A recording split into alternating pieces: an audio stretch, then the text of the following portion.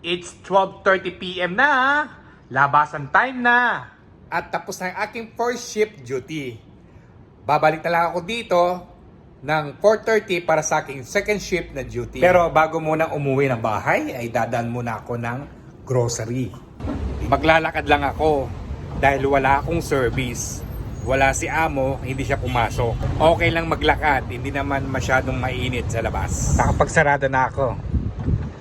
At maglalakad na tayo.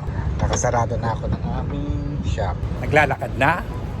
Okay naman yung panahon. Hindi mainit. Kaya nakaka-enjoy na itong maglakad. Hindi ko alam kung ano ang lulutuin kong ulam for today. Kanina pa ako nag-iisip kung ano ang mailuluto ko. Ito ang problema ko pagsapit ng tanghali.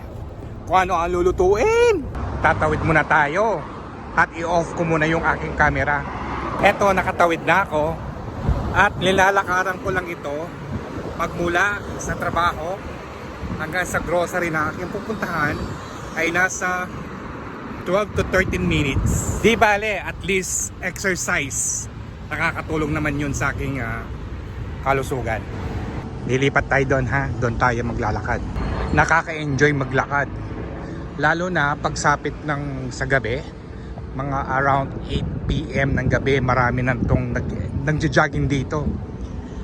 Yung kasama ko dati sa bahay na si Habibi Joey TV, dito siya nag-jogging. Iniikot-angkutan lang niya ito. Yung diretso na yon ay doon ang pauwi ng aking bahay. Pero pupunta ako sa grocery, dito ako dadaan.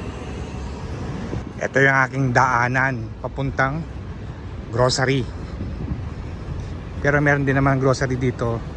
Pero gusto ko mamili doon sa isang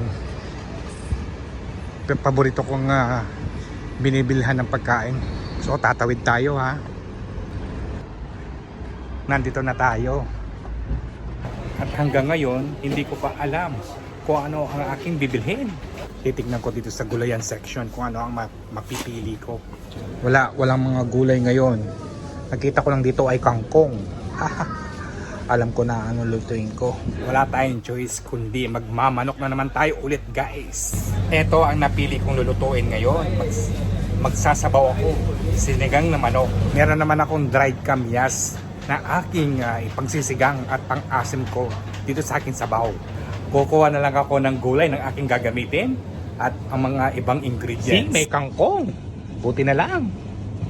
Medyo may kamahalan lang ang kangkong. Lalagyan ko siya ng konting radish. Ito na lang ang bibilin ko dahil mahal to. Kukuha ko ng 2 sibuyas. Kukuha tayo ng 2 bawang. Gusto ko sa aking niluluto ay maraming ingredients. Konting luya. Kukuha tayo ng okra. Guys, parang merong saging na saba na galing sa India. Ito yung the best na nilalagay sa sinigang. Kuha nga ako ng isa. Matry nga. Tapos, kuha tayo ng kamatis. Pansuporta ito sa pang-asim. Lalagyan ko lang ng maliit na talong para may masabi ng may gulay. Lalagyan ko ng 2 sikling haba. Everyday banana, hindi pwedeng mawala yun. Papakilo na ako ng aking kinuhang gagamitin sa pagluluto. Hindi ko na ito kukunin, napakamahal. Cancel ko na lang. Can you imagine? 3 real yung saging na saba na yun. Sa pera natin, 45 pesos. Uy, wag na lang. Sa cashier na tayo. Last part. Manok na naman daw, sabi ni Nikki. Nandito na ako sa cashier. Magbabayad na. Pero guys, hindi ko na kinuha yung saging na saba. Napakamahal. Wow, Nikki, ano yan? Amazing ulam. Ayan po, galing po sa kanya. Oh. Nakalabas na lang ng grocery at uuwi na tayo ng bahay para magluto. Guys, maraming salamat po. At sana nag-enjoy po kayo sa kapapanood ng aking vlog. Thank you for watching. Like and share. Follow me more. See ya!